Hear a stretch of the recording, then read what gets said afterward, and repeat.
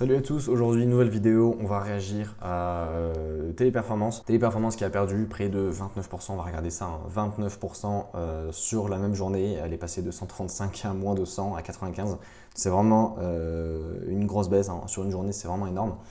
Pourquoi ça a baissé? Tout simplement parce que Klarna, une entreprise qui fabrique des logiciels, donc c'est une fintech suédoise je crois, a annoncé qu'avec son outil d'IA développé en collaboration avec OpenAI, donc le logiciel de Microsoft, cet outil-là pourrait remplacer le travail de 700 agents téléconseillers. L'entreprise, donc le logiciel-là, en fait, a pu avoir près de 2,3 millions de conversations avec des clients et ça représente une menace pour Téléperformance. Alors, cette menace, forcément, Téléperformance y a réagi. Ils ont précisé qu'ils investissent déjà massivement dans l'IA, à tel point que l'IA en fait, fait partie déjà de tous les processus depuis plusieurs années et qu'ils s'occupent notamment de toutes les tâches basiques. Donc c'est les tâches de niveau 1, il y a niveau 2 et niveau 3. Et les tâches de niveau 1 sont quand même assez souvent effectuées par de l'IA. Donc il y a déjà de l'automatisation de la part de Téléperformance. Il faut aussi préciser qu'ils investissent dans la R&D. Donc ça rejoint un peu l'IA, mais ils continuent à investir fortement dans la R&D et que cette R&D-là, elle va peut-être, alors d'un point de vue éthique, je suis d'accord, c'est quand même un peu dégueulasse, ils vont peut-être forcément passer par la case licenciement, vu qu'il y a quand même près de 400 000 salariés. Ils vont probablement licencier pas mal de salariés, mais d'un autre côté, bon, pour Téléperformance, ça va fortement augmenter les marges et permettre d'investir encore plus dans l'IA.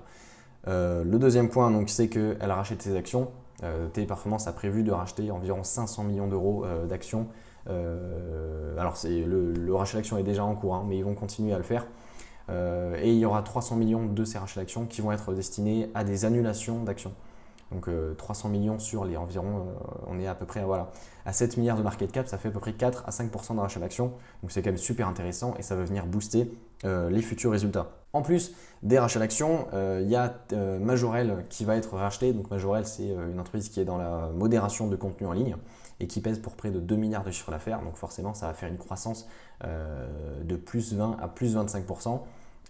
Pour Téléperformance, hein. Donc c'est quand même assez énorme. Pour cela, ils ont utilisé de la dette et de la dilution, mais les rachats d'actions vont venir en partie compenser cette dilution-là. Donc on va avoir quand même une très très belle croissance à venir durant les prochains trimestres. L'autre point à surveiller, c'était la rémunération, l'inaction de Daniel Julien face au prix actuel de Téléperformance.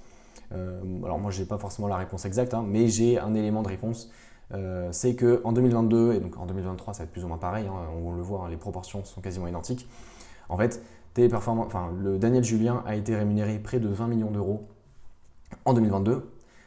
Sa rémunération, par contre, on voit, elle est de 5 millions d'euros, donc 25% en fixe et par variable, et le reste, 75%, c'est des actions. Ça veut dire qu'en fait, il a déjà été payé pour 15 millions d'euros en actions. Donc forcément, avec les 5 millions qui lui restent, il va peut-être pas acheter des actions, il va dépenser. Bref, il fait sa vie, mais il va peut-être pas acheter de nouvelles actions.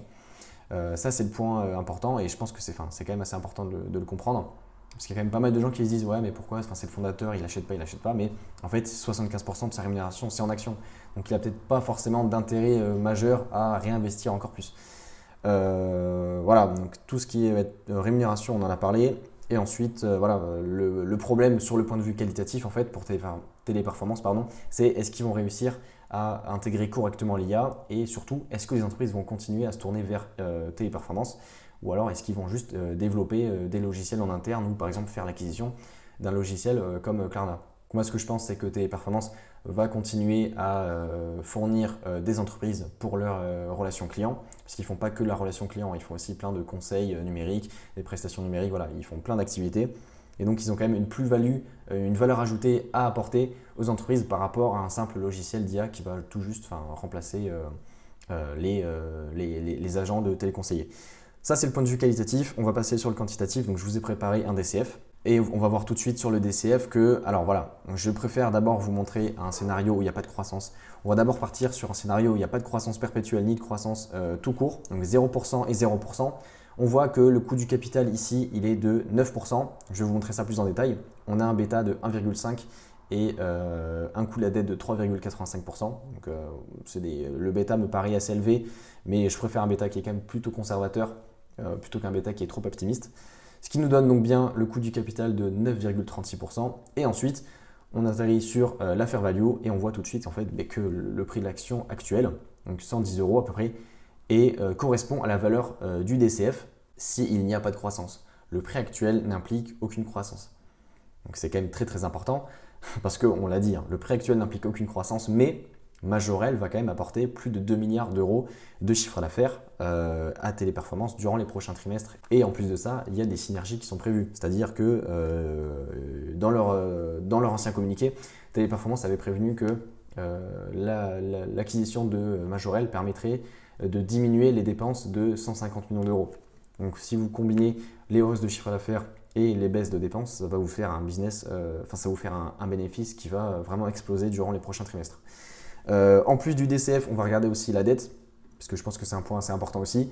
Au niveau du cash flow, hein, donc c'est ce qui nous intéresse, on a 940 millions d'euros de free cash flow pour une dette totale de 3,35 milliards. Donc en fait, en moins de 4 ans, l'entreprise peut totalement racheter sa dette. Et donc voilà, on a quand même un bilan qui est quand même assez souple, assez flexible. L'entreprise peut continuer à faire des acquisitions, il n'y a pas de souci. Donc on l'a vu, hein, l'entreprise vaut 110 € s'il n'y a aucune croissance, mais on peut très bien pousser un peu le curseur, hein, et on va dire qu'avec 2% de croissance perpétuelle et 5% de croissance sur les prochaines années, c'est largement faisable, hein, on a une fair value directement qui monte à 186 €. Et si on prend par exemple le taux de croissance attendu du secteur, c'est-à-dire 10% par an, on va avoir une fair value qui explose encore plus. Et là, on arrive à 241 €, soit un upside d'environ 100%. Donc là, on le voit, hein, clairement, quantitativement, on est vraiment sous-évalué. Après, est-ce que qualitativement, on est sur la fair value, on est sous-évalué ou alors on est surévalué? Ça, malheureusement, on a quand même assez peu de visibilité. C'est en fait le gros problème de Téléperformance, c'est la visibilité parce que on ne sait pas vraiment où sera le business, on n'a pas la certitude de savoir où sera Téléperformance dans 1, 2, 3 ans. En attendant, Téléperformance a quand même de solides arguments, un bilan financier qui reste correct, une croissance attendue et une consolidation avec Majorel. Et surtout, l'investissement dans l'IA qui est déjà conséquent et qui est déjà actuel. On attend de voir les résultats le 6 mars. Je ferai une vidéo là-dessus, on va voir ça ensemble, ne vous inquiétez pas. Et d'ici là, je vous dis à la prochaine et n'hésitez pas à laisser des commentaires si vous avez d'autres questions sur le business de Téléperformance. Salut!